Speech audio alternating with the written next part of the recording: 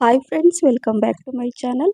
ಇವತ್ತು ರಾತ್ರಿ ಊಟಕ್ಕೆ ತುಂಬಾ ಆರೋಗ್ಯಕರವಾದ ರೆಸಿಪಿನ ಮಾಡ್ತಾ ಇದ್ದೀನಿ. ಹೌದು ಫ್ರೆಂಡ್ಸ್, ಇದು ಜೋಳದ ರೊಟ್ಟಿ. ಗ್ಲೂಟನ್ ಫ್ರೀ ಜೋಳದ ರೊಟ್ಟಿ ನಮ್ಮ ಆರೋಗ್ಯಕ್ಕೆ ತುಂಬಾ ಒಳ್ಳೆಯದು, ನಿಮಗೆಲ್ರಿಗೂ ಗೊತ್ತೇ ಇರೋದು. ಹಾಗೆ ಬೀನ್ಸ್ ಪಲ್ಯ ಕೂಡ ತುಂಬ ಸಿಂಪಲ್ ಆಗಿ ಮಾಡ್ತಾ ಇದ್ದೀನಿ. ಮತ್ತು ಹಾಗಲಕಾಯಿ ಪಲ್ಯ, ಹಾಗಲಕಾಯಿ ತಿಂದಿರೋರು ಕೂಡ ತಿಂತೀರ, ಅಷ್ಟೊಂದು ರುಚಿಯಾಗಿರುತ್ತೆ ಈ ಪಲ್ಯ. ಮೊಸರು ಜೊತೆ ಈರುಳ್ಳಿ ಇಟ್ಕೊಂಡು ರಿಯಲಿ ನೀವು ತಿಂತಾ ಇದ್ರೆ ಜೋಳದ ರೊಟ್ಟಿ ತಿಂತಾನೆ ಇರ್ತೀರ, ಅಷ್ಟೊಂದು ರುಚಿಯಾಗಿರುತ್ತೆ. ತುಂಬ ಸುಲಭವಾಗಿ, ಬನ್ನಿ ಯಾವ ರೀತಿ ಮಾಡೋದು ಅಂತ ನೋಡೋಣ. ಮೊದಲು ಇಲ್ಲಿ ಬೀನ್ಸ್ ಪಲ್ಯ ಮಾಡ್ಕೊಳ್ತೀನಿ. ಸ್ವಲ್ಪ ಕಡಾಯಲ್ಲಿ ನಾನು ಒಂದು 5ರಿಂದ 6 ಟೇಬಲ್ ಸ್ಪೂನಷ್ಟು ಎಣ್ಣೆ ಹಾಕ್ಕೊಂಡಿದ್ದೆ. ಸಾಸಿವೆ, ಜೀರಿಗೆ, ಸ್ವಲ್ಪ ಕರಿಬೇವು, ಒಂದು ಹೆಚ್ಚಿರುವಂಥ ಈರುಳ್ಳಿನ ನಾನು ಈ ಥರ ಹಾಕ್ಕೊಳ್ತಾ ಇದ್ದೀನಿ ಸಣ್ಣಕ್ಕೆ ಹೆಚ್ಚಿ. 4ರಿಂದ 5 ಹಸಿಮೆಣಸಿನ್ಕಾಯಿ ಕೂಡ ಸಣ್ಣಕ್ಕೆ ಹೆಚ್ಚಿಬಿಟ್ಟು ಇದನ್ನು ಸ್ವಲ್ಪ ಕಲರ್ ಚೇಂಜ್ ಆಗೋ ತನಕ ನಾನು ಫ್ರೈ ಮಾಡ್ಕೊಳ್ತಾ ಇದ್ದೀನಿ. ನಂತರ ಒಂದು ಟೊಮೆಟೊ ಕೂಡ ಹೆಚ್ಚಿಬಿಟ್ಟು ಹಾಕ್ಕೊಳ್ತಾ ಇದ್ದೀನಿ. ಹೇಳಿದ್ನಲ್ಲ, ತುಂಬ ಸಿಂಪಲ್ ಈ ಪಲ್ಯ, ತುಂಬ ರುಚಿಯಾಗಿರುತ್ತೆ ಫ್ರೆಂಡ್ಸ್. ಸ್ವಲ್ಪ ಅರಿಶಿಣ, ರುಚಿಗೆ ತಕ್ಕಷ್ಟು ಉಪ್ಪು, ಕಲ್ಲುಪ್ಪನ್ನು ಹಾಕ್ತಾ ಇದ್ದೀನಿ. ಮಿಕ್ಸ್ ಮಾಡ್ಕೋಬೇಕು, ಬೇಗನೆ ಮ್ಯಾಶ್ ಆಗುತ್ತೆ ಉಪ್ಪು ಹಾಕೋದ್ರಿಂದ. ಈಗ ಇಲ್ಲಿ ನಾನು ಹೆಚ್ಚಿರುವಂತಹ ಇಲ್ಲಿ ಏನಂದರೆ ಬೀನ್ಸ್ ಇದೆಯಲ್ಲ, ಸಣ್ಣಕ್ಕೆ ಈ ರೀತಿಯಾಗಿ ಹೆಚ್ಕೊಂಡಿದ್ದೀನಿ. ಸೊ ಇದು ಒಂದು 1/4 kg ಬೀನ್ಸ್ ಇದೆ. ಸ್ವಲ್ಪ ನೀರು ಕೂಡ ಹಾಕೋಬೇಕು, ಒಂದು ಅರ್ಧ ಗ್ಲಾಸ್ ಅಷ್ಟು ನೀರು ಹಾಕ್ಕೊಂಡು ಇದನ್ನು ಮಿಕ್ಸ್ ಮಾಡ್ಕೋಬೇಕು. ನಂತರ ಇದನ್ನು ಮುಚ್ಚಿಟ್ಬಿಡೋಣ ಒಂದು 5ರಿಂದ 6 ನಿಮಿಷಗಳ ಕಾಲ ಲೋ ಮೀಡಿಯಂ ಫ್ಲೇಮಲ್ಲಿ ಮುಚ್ಚಿಟ್ಬಿಡೋಣ. ನೋಡಿ, ಸೈಡಲ್ಲಿ ಅದನ್ನು ಇಡ್ತೀನಿ. ಈಗ ಇನ್ನೊಂದು ಕಡಾಯಿಯಲ್ಲಿ ನಾನು ಸ್ವಲ್ಪ ಎಣ್ಣೆ ಹಾಕ್ಕೊಳ್ತೀನಿ. ಮಸ್ಟರ್ಡ್ ಆಯಿಲ್ ಅಥವಾ ಈ ಸಾಸಿವೆ ಎಣ್ಣೆ ಅಂತೀವಲ್ಲ, ಅದನ್ನು ಹಾಕ್ಕೊಂಡಿದ್ದೀನಿ. ಸ್ವಲ್ಪ ಹಿಂಗೆ ಹಾಕ್ಕೊಂಡಿದ್ದೀನಿ. ಸಾಸಿವೆ, ಜೀರಿಗೆ, ಕರಿಬೇವು ಸೇಮ್ ಅದೇ ಥರ ಒಂದು ಈರುಳ್ಳಿ ಹೆಚ್ಚಿಬಿಟ್ಟು ಹಾಕ್ಕೊಂಡಿದ್ದೀನಿ.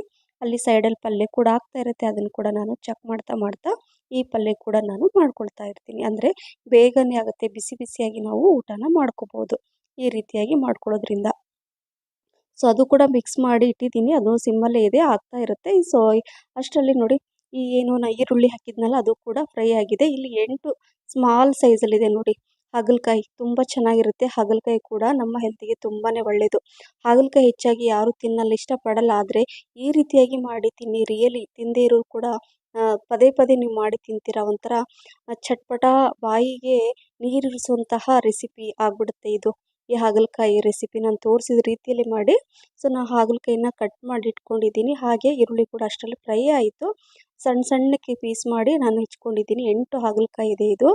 ಹೆಚ್ಕೊಂಡು ನೋಡಿ ಮಿಕ್ಸ್ ಮಾಡ್ಕೋಬೇಕು. ಮೊದಲು ಎಣ್ಣೆಯಲ್ಲೇ ಫ್ರೈ ಮಾಡ್ಕೊಂಡ್ರೆ ಮಿಕ್ಸ್ ಮಾಡ್ಕೊಂಡ ನಂತರ ಸ್ವಲ್ಪ ಅರಿಶಿನ, 2 ಟೇಬಲ್ ಸ್ಪೂನಷ್ಟು ನಾನು ಅಚ್ಕಾರದ ಪುಡಿ ಹಾಕ್ಕೊಂಡಿದ್ದೀನಿ. ಕಲ್ಲುಪ್ಪು ಹಾಕ್ಕೊಂಡಿದ್ದೀನಿ, ರುಚಿಗೆ ತಕ್ಕಷ್ಟು ಹಾಕ್ಕೊಂಡು ಇದನ್ನು ಮೊದಲು ಮಿಕ್ಸ್ ಮಾಡ್ಕೋಬೇಕು ಎಣ್ಣೆಯಲ್ಲೇ. ಅಂದರೆ 1-2 ನಿಮಿಷ ಚೆನ್ನಾಗಿದೆ ಎಲ್ಲ ಮಿಕ್ಸ್ ಆಗಬೇಕು, ಉಪ್ಪು ಖಾರ ಎಲ್ಲ.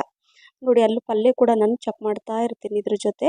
ಸೊ ಅಂದರೆ ಬೀನ್ಸು ಬೇಗನೆ ಬೇಯುತ್ತೆ. ನಾನು ಮೀಡಿಯಮ್ ಫ್ಲೇಮ್ ಅಥವಾ ಲೋ ಫ್ಲೇಮಲ್ಲಿ ಅಲ್ಲಿ ಸೈಡಲ್ಲಿ ಇಟ್ಟಿದ್ದೀನಿ. ಸೊ ಹಾಗಾಗಿ ಅದನ್ನು ಕೂಡ ನಾನು ಚೆಕ್ ಮಾಡ್ತಾ ಇರ್ತೀನಿ. ಸೊ ನೋಡಿ ಬೀನ್ಸು, ಸೊ ಇನ್ನೊಂದು 2 ನಿಮಿಷಕ್ಕೆ ಇದು ಕೂಡ ಆಗಿರುತ್ತೆ.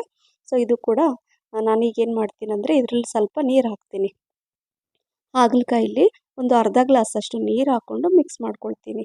ಚೆನ್ನಾಗಿ ಕುದಿಬೇಕದು. ನಾನು ಹೇಳಿದ್ನಲ್ವಾ, ಈ ಪಲ್ಯ ನೀವು ಚಪಾತಿ, ರೊಟ್ಟಿ ಎಲ್ಲದಕ್ಕೂ ಯೂಸ್ ಮಾಡ್ಬೋದು, ತುಂಬ ರುಚಿಯಾಗಿರುತ್ತೆ. ಸೊ ನಾನು ತೋರಿಸಿದ ರೀತಿಯಲ್ಲಿ ಮಾಡಿ, ರಿಯಲಿ ಒಂಥರ ತುಂಬ ಚೆನ್ನಾಗಿ ಅನಿಸುತ್ತೆ. ಹುಳಿ ಹುಳಿ, ಖಾರ ಖಾರ ತುಂಬ ಚೆನ್ನಾಗಿರುತ್ತೆ. ಸೊ ನಾನೇನು ಮಾಡ್ತಾಯಿದ್ದೀನಿ ಅಂದರೆ ಇದನ್ನು ಈಗ ಇದು ಆಗಕ್ಕೆ ಬಂದಿದೆ, ಅಂದರೆ ಇದು ಬೀನ್ಸ್ ಪಲ್ಯ, ಹಾಗಾಗಿ ಹಾಗಲಕಾಯಿನ ನಾನು ಅಲ್ಲಿ ಮೀಡಿಯಮ್ ಫ್ಲೇಮಲ್ಲಿ ಹಾಗಲಕಾಯಿ ಬೇಯ್ತಾ ಇರುತ್ತೆ. ಇಲ್ಲಿ ಕೂಡ ನಾನು ನೋಡಿ ತೋರಿಸ್ತೀನಿ, ಈ ಬೀನ್ಸ್ ಕೂಡ ಕರೆಕ್ಟಾಗಿ ಬೆಂದಿದೆ. ವಾವ್, ಪರ್ಫೆಕ್ಟಾಗಿ ಆಗಿದೆ. ಈಗ ಇದರಲ್ಲಿ ಲಾಸ್ಟಲ್ಲಿ ಇನ್ನೂ ರುಚಿ ಜಾಸ್ತಿ ಮಾಡಲು ನಾನು ತೋರಿಸ್ತೀನಿ. ಅರ್ಧ ಟೀ ಸ್ಪೂನಷ್ಟು ಗರಂ ಮಸಾಲ, ಮನೆಯಲ್ಲೇ ಮಾಡಿರುವಂತಹ ಗರಂ ಮಸಾಲನ ಹಾಕ್ಕೊಳ್ತಾ ಇದ್ದೀನಿ. ಈ ಪಲ್ಯ ರಿಯಲಿ ಚಪಾತಿ, ರೊಟ್ಟಿಗಂತೂ ಸೂಪರ್ ಅಂತ ಹೇಳ್ಬೋದು. 1 ಕಪ್ಪಷ್ಟು ತೆಂಗಿನಕಾಯಿ ತುರಿ, ಹಸಿ ತೆಂಗಿನಕಾಯಿ ತುರಿನ ಹಾಕ್ಕೊಂಡಿದ್ದೀನಿ. ಮಿಸ್ ಮಾಡದೆ ನೀವು ಈ ರೀತಿಯಾಗಿ ತೆಂಗಿನಕಾಯಿ ತುರಿ ಹಾಕ್ಕೊಂಡ್ರೆ ರಿಯಲಿ ಫ್ರೆಂಡ್ಸ್ ಈ ಪಲ್ಯ ಸೂಪರ್. ಹಾಗಾಗಿ ನಾನು ಈ ಹಸಿ ತೆಂಗಿನಕಾಯಿ ತುರಿ ಹಾಕಿ ಮಿಕ್ಸ್ ಮಾಡಿದ ನಂತರ ಹೆಚ್ಚಿರುವಂಥ ಕೊತ್ತಂಬರಿ ಸೊಪ್ಪನ್ನು ಕೂಡ ಸ್ವಲ್ಪ ಜಾಸ್ತಿನೇ ಹಾಕ್ಕೊಳ್ಳಿ, ತುಂಬ ಚೆನ್ನಾಗಿರುತ್ತೆ ಈ ಪಲ್ಯ. ಸೊ ಮಿಕ್ಸ್ ಮಾಡಿದ ನಂತರ ನೋಡಿ, ಈ ಪಲ್ಯ ಕೂಡ ರೆಡಿ ಆಯಿತು. ತುಂಬ ಚೆನ್ನಾಗಿರುತ್ತೆ. ಬಿಸಿ ಬಿಸಿ ಪಲ್ಯ ತಿಂತಾಯಿದ್ರೆ ರಿಯಲಿ ಪಲ್ಯನೇ ಜಾಸ್ತಿ ತಿಂದುಬಿಡ್ತೀರ, ಅಷ್ಟೊಂದು ರುಚಿಯಾಗಿರುತ್ತೆ ಈ ಪಲ್ಯ. ಸೊ ಈ ಪಲ್ಯ ಕೂಡ ಆಯ್ತಲ್ವ, ಇದನ್ನು ಸೈಡಲ್ಲಿ ಇಡ್ತೀನಿ. ನೋಡಿ, ಆ ಕಡೆ ಗ್ಯಾಸ್ ಫ್ಲೇಮನ್ನು ಆಫ್ ಮಾಡಿಬಿಟ್ಟು ಇಟ್ಟಿದ್ದೀನಿ ನಾನು. ಇದನ್ನು ಈ ಕಡೆ ಇಟ್ಕೊಂಡ್ಬಿಟ್ಟಿದ್ದೀನಿ, ಯಾಕಂದರೆ ಅದು ಪಲ್ಯ ಆಯ್ತಲ್ವ. ಸೊ ಇದನ್ನು ನಾನು ಚೆಕ್ ಮಾಡ್ತೀನಿ. ಈಗ ಇದರಲ್ಲಿ ಒಂದು ಅರ್ಧ ಕಪ್ಪಷ್ಟು ಹುಣಸೆ ಹಣ್ಣಿನ ರಸ ಹಾಕ್ಕೊಳ್ತಾ ಇದ್ದೀನಿ. ಇದರಲ್ಲಿ ನೀವು ನೋಡ್ತಾ ಇರ್ಬೋದು, ಇದರಲ್ಲಿ ಟೊಮೆಟೊ ನಾನು ಆ್ಯಡ್ ಮಾಡಿಲ್ಲ, ಅದರ ಬದಲಿಗೆ ನಾನು ಹುಣಸೆ ಹಣ್ಣಿನ ರಸ ಹಾಕ್ಕೊಂಡಿದ್ದೀನಿ. ಸೊ ಅದು ಮಿಕ್ಸ್ ಮಾಡಿದ ನಂತರ ಈಗ ಲಾಸ್ಟಲ್ಲಿ ನೋಡಿ, ಇದು ತೆಂಗಿನಕಾಯಿ ತುರಿ ನಾನು ಪುಡಿ ಮಾಡಿ ಇಟ್ಕೊಂಡಿದ್ದೆ, ಹಸಿ ತೆಂಗಿನಕಾಯಿನ ಮಿಕ್ಸಿ ಜಾರಲ್ಲಿ ಹಾಕ್ಕೊಂಡು ಪೌಡ್ರ್ ಮಾಡಿಕೊಂಡು ಇದರಲ್ಲಿ ಹಾಕ್ಕೊಳ್ತಾ ಇದ್ದೀನಿ. ಬರೀ ತೆಂಗಿನಕಾಯಿ ತುರಿ ಮಾತ್ರ ಅದು ನಾನು ಹಾಕ್ಕೊಂಡಿರೋದು. ಸೊ ಮಿಕ್ಸ್ ಮಾಡಿದ ನಂತರ ಇಲ್ಲಿ 2 ಟೀ ಸ್ಪೂನಷ್ಟು ಬೆಲ್ಲ ಹಾಕ್ಕೊಳ್ತಾ ಇದ್ದೀನಿ. ಹುಣಸೆ ಹಣ್ಣಿನ ರಸ ಹಾಕಿದ ಮೇಲೆ ಅದಕ್ಕೆ ಸರಿಯಾಗಿ ಬೆಲ್ಲ ಹಾಕಲೇಬೇಕು, ಆವಾಗಲೇ ರುಚಿ ಜಾಸ್ತಿ ಆಗುತ್ತೆ, ಇಲ್ಲಾಂದರೆ ಅಷ್ಟೊಂದು ರುಚಿಯಾಗಿ ಬರಲ್ಲ. ಸೊ ಈಗ ಮಿಕ್ಸ್ ಮಾಡಿ 1-2 ನಿಮಿಷ ನಾನು ಮುಚ್ಚಿಟ್ಟಿದ್ದೆ. ಈಗ ಎಲ್ಲ ನೀರಿನ ಅಂಶ ಎಲ್ಲ ಅದು ಕರೆಕ್ಟಾಗಿ ಹೀರ್ಕೊಂಡಿದೆ, ಕರೆಕ್ಟಾಗಿ ಕುಕ್ ಆಗಿದೆ. ನಾನು ತೋರಿಸ್ತೀನಿ ನೋಡಿ, ತುಂಬ ಚೆನ್ನಾಗಿರುತ್ತೆ ಫ್ರೆಂಡ್ಸ್. ಈ ಹಾಗಲಕಾಯಿ ಪಲ್ಯ ನನ್ನ ಫೇವ್ರೇಟ್ ಇದು. ಸೊ ಈ ಹಾಗಲಕಾಯಿ ಕೂಡ ಕರೆಕ್ಟಾಗಿ ಬೆಂದಿದೆ. ಸೊ ಲಾಸ್ಟಲ್ಲಿ ನಾನು ಸ್ವಲ್ಪ ಗರಂ ಮಸಾಲ ಹಾಕ್ತಾಯಿದ್ದೀನಿ. 1/4 ಟೀ ಸ್ಪೂನಷ್ಟು ಮಾತ್ರ ಗರಂ ಮಸಾಲ ಹಾಕ್ಕೊಂಡು ಮಿಕ್ಸ್ ಮಾಡಿದ ನಂತರ ಸೊ ಹೆಚ್ಚಿರುವಂಥ ಕೊತ್ತಂಬರಿ ಸೊಪ್ಪನ್ನು ಹಾಕ್ಕೋಬೇಕು. ತುಂಬ ಚೆನ್ನಾಗಿರುತ್ತೆ, ನೋಡಲಿಕ್ಕೂ ಚೆನ್ನಾಗಿರುತ್ತೆ, ಮತ್ತು ಕೊತ್ತಂಬರಿ ಸೊಪ್ಪು ಕೂಡ ನಮ್ಮ ಆರೋಗ್ಯಕ್ಕೆ ಒಳ್ಳೆಯದು. ಸುಮ್ಮನೆ ಅಲಂಕಾರಕ್ಕೆ ಹಾಕೋದಲ್ಲ, ಕೊತ್ತಂಬರಿ ಸೊಪ್ಪಲ್ಲಿ ತುಂಬಾ ಉಪಯೋಗಗಳು ಇದೆ. ಸೊ ನೋಡಿ, ಈ ಪಲ್ಯ ಕೂಡ ರೆಡಿ ಆಯಿತು, ಬಿಸಿ ಬಿಸಿ ಪಲ್ಯ. ಸೊ ಈ ಹಾಗಲಕಾಯಿ ಪಲ್ಯ ಕೂಡ ರೆಡಿ ಆಯಿತು. ಈಗ ಲಾಸ್ಟಲ್ಲಿ ಏನು ಮಾಡೋಣ ಅಂದರೆ ರೊಟ್ಟಿ. ಹೌದು ಫ್ರೆಂಡ್ಸ್, ಇದು ಉತ್ತರ ಕರ್ನಾಟಕದ ಸ್ಪೆಷಲ್ ಜೋಳದ ರೊಟ್ಟಿನ ಮಾಡ್ತಾಯಿದ್ದೀನಿ. ಹೆಚ್ಚಾಗಿ ನಾನು ಜೋಳದ ರೊಟ್ಟಿ ರಾತ್ರಿಯೇ ಮಾಡ್ತೀನಿ, ಯಾಕಂದರೆ ಎಲ್ಲರೂ ಮನೇಲಿರ್ತಾರೆ. ಹಾಗಾಗಿ ಬಿಸಿ ಬಿಸಿ ನಾನು ಮಾಡಿಕೊಟ್ಟಂಗೆಲ್ಲ ಅವ್ರು ತಿಂತಾ ಇರ್ತಾರೆ. ನನಗೂ ಖುಷಿ ಆಗುತ್ತೆ, ನಾನು ಎಲ್ರಿಗೂ ಈ ರೀತಿಯಾಗಿ ಊಟ ಕೊಡ್ತೀನಲ್ಲ ಅನ್ನೋದು ನನಗೆ ಖುಷಿ ಆಗುತ್ತೆ. ಹಾಗಾಗಿ ನಾನು ಹೆಚ್ಚಾಗಿ ರಾತ್ರಿಯೇ ಈ ರೀತಿಯಾದ ಅಡುಗೆನ ಮಾಡೋದು. ಇಲ್ಲಿ 2 ಕಪ್ಪಷ್ಟು ನಾನು ಜೋಳದ ಹಿಟ್ಟನ್ನು ಹಾಕ್ಕೊಂಡಿದ್ದೀನಿ. ಸೈಡಲ್ಲಿ 1 ಗ್ಲಾಸಷ್ಟು ನಾನು ಬಿಸಿ ನೀರನ್ನು ಕೂಡ ಇಟ್ಟಿದ್ದೀನಿ ಪಾತ್ರೆಯಲ್ಲಿ. ಬಿಸಿ ಆಗ್ತಾ ಇರುತ್ತೆ, ಚೆನ್ನಾಗಿ ಕುದಿಬೇಕು ನೀರು. ಈಗ 2 ಕಪ್ಪಷ್ಟು ಏನು ನಾನು ಜೋಳದ ಹಿಟ್ಟು ಹಾಕ್ಕೊಂಡಿದ್ದೀನೋ ಆ ಥರ ನೋಡಿ, ನಾನು ತೋರಿಸ್ತಾ ಇದ್ದೀನಿ ಈ ರೀತಿಯಾಗಿ ಜಾಗ ಮಾಡ್ಕೋಬೇಕಂದ್ರೆ ನೀರು ನಿಂತ್ಕೊಳ್ಳಿಕ್ಕೆ. ಸೊ ನಾನು ಇದೇ ರೀತಿಯಾಗಿ ಮಾಡೋದು. ಸೊ ಈಗ ಏನು ಮಾಡ್ತಾಯಿದ್ದೀನಿ ಅಂದರೆ, ಚೆನ್ನಾಗಿ ನೀರು ಕುದ್ದಿದೆ ಅಲ್ವಾ, ಸೊ ಕುದೀತಾ ಇರೋ ನೀರನ್ನು ಇದರಲ್ಲಿ ಹಾಕ್ಕೊಳ್ತಾ ಇದ್ದೀನಿ. ಸುಮ್ಮನೆ ಉಗುರು ಬೆಚ್ಚಗಿನ ನೀರೆಲ್ಲ ಹಾಕ್ಕೊಳಕ್ಕೆ ಹೋಗಬೇಡಿ, ಚೆನ್ನಾಗಿ ಕುದಿಬೇಕು. ಎಷ್ಟು ಕುದಿಯುತ್ತೋ ರೊಟ್ಟಿ ತುಂಬ ಚೆನ್ನಾಗಿ ಬರುತ್ತೆ. ನೀರು ಕುದಿಯೋ ನೀರನ್ನು ಹಾಕಿ 1 ಸ್ಪೂನಿಂದ ನಾನು ಈ ರೀತಿಯಾಗಿ ಮಿಕ್ಸ್ ಮಾಡ್ಕೊಳ್ತಾ ಇದ್ದೀನಿ. ಅಲ್ಲಿ ಸೈಡಲ್ಲಿ ಹಂಚು ಕೂಡ ಇಟ್ಟಿದ್ದೀನಿ, ಹಂಚು ಕೂಡ ಬಿಸಿ ಆಗ್ತಾ ಇರುತ್ತೆ. ಇನ್ನೂ ಸ್ವಲ್ಪ ನೀರು ಹಾಕ್ಕೊಂಡು ನಾನು ಮಿಕ್ಸ್ ಮಾಡಿಕೊಂಡು ಈಗ ಮತ್ತೆ ಏನಂದರೆ, ಅದರಲ್ಲಿ ಈಗ ಬಿಸಿ ನೀರು ಹಾಕ್ಕೊಂಡಿದ್ದೀವಲ್ವ, ಆಮೇಲೆ ನಾವು ಪಾತ್ರೆಯಲ್ಲಿ ನಾನು 1 ಗ್ಲಾಸಷ್ಟು ತಣ್ಣೀರನ್ನು ಹಾಕ್ತಾಯಿದ್ದೀನಿ. ತಣ್ಣೀರನ್ನು ಇಟ್ಕೋಬೇಕು, ಮತ್ತು ಒಂದು ಬಟ್ಟೆ ಇಟ್ಕೋಬೇಕು. ತೋರಿಸ್ತೀನಿ ಯಾಕೆ ಅಂತ, ನಿಮ್ಗೆಲ್ರಿಗೂ ಹೆಚ್ಚಾಗಿ ಗೊತ್ತಿರುತ್ತೆ. ಈಗ ನೋಡಿ, ನಿಧಾನಕ್ಕೆ ಕಲಿಸ್ಕೊಳ್ತೀನಿ. ಹಿಟ್ಟು ತುಂಬ ಬಿಸಿ ಇದೆ, ಹಾಗಾಗಿ ಅವಶ್ಯಕತೆಗೆ ನೀರು ಬೇಕಾದರೆ ಸ್ವಲ್ಪ ನೀರನ್ನು ಈ ಥರ ಹಾಕ್ಕೊಂಡು ಕಲಿಸ್ಕೋಬೇಕು, ಗಟ್ಟಿಯಾಗಿ ಕಲಿಸ್ಕೋಬೇಕು.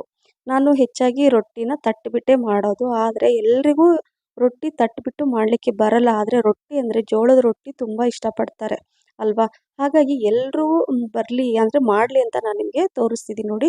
ಹಿಟ್ಟು ತುಂಬ ಗಟ್ಟಿಯಾಗಿ ಕಲಿಸ್ಕೋಬೇಕು ಸ್ವಲ್ಪ, ಯಾಕಂದರೆ ಇವತ್ತು ನಾನು ತಟ್ಟಿಬಿಟ್ಟು ತೋರಿಸ್ತಾ ಇಲ್ಲ, ಉದ್ದುಬಿಟ್ಟು ತೋರಿಸ್ತಾ ಇದ್ದೀನಿ. ಚಪಾತಿ ಹೇಗೆ ಉದ್ದುತ್ತೀವಲ್ಲ ಅದೇ ರೀತಿಯಾಗಿ ನೋಡಿ, ಒಣ ಹಿಟ್ಟನ್ನು ನಾನು ಹಾಕ್ಕೊಂಡು ಈ ಥರ ಮಿಕ್ಸ್ ಮಾಡಿಕೊಂಡು ಈಗ ಕೆಳಗಡೆ ಈ ಥರ ಹಾಕ್ಕೊಂಡಿದ್ದೀನಿ. ಸ್ವಲ್ಪ 1-2 ಈ ಥರ ತಟ್ಕೊಂಡು ನೋಡಿ ತೋರಿಸಿ. ಈ ಚಪಾತಿ ಏನು ಲತ್ರುಣಿಗೆ ಇದೆಯಲ್ಲ, ಅದರಲ್ಲಿ ನಾನು ಪ್ಲಾಸ್ಟಿಕ್ ಪೇಪರನ್ನು ಹಾಕ್ಕೊಂಡಿದ್ದೀನಿ.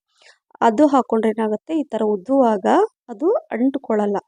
ಹಾಗಾಗಿ ಈ ರೀತಿಯಾಗಿ ಮಾಡ್ಕೊಂಡು ಇಟ್ಕೊಳ್ಳಿ. ಏನಾದರೂ ಜೋಳದ ರೊಟ್ಟಿ ನೀವು ಮಾಡಬೇಕು, ತಟ್ಟಲಿಕ್ಕೆ ಬರಲ್ಲ ಅಂದರೆ ಈ ರೀತಿಯಾಗಿ ನಾನೇನು ತೋರಿಸ್ತಾ ಇದ್ದೀನಲ್ಲ ಇದೇ ರೀತಿಯಾಗಿ ಮಾಡ್ಕೊಳ್ಳಿ. ನೋಡಿ, ಎಲ್ಲೂ ಕೂಡ ಅಂಟ್ಕೊಳ್ತಾ ಇಲ್ಲ, ಯಾಕಂದರೆ ಅದು ಮೇಲೆ ಪೇಪರ್ ಹಾಕಿದ್ದೀವಲ್ವ, ಪ್ಲಾಸ್ಟಿಕ್ ಶೀಟ್ ಇದೆ.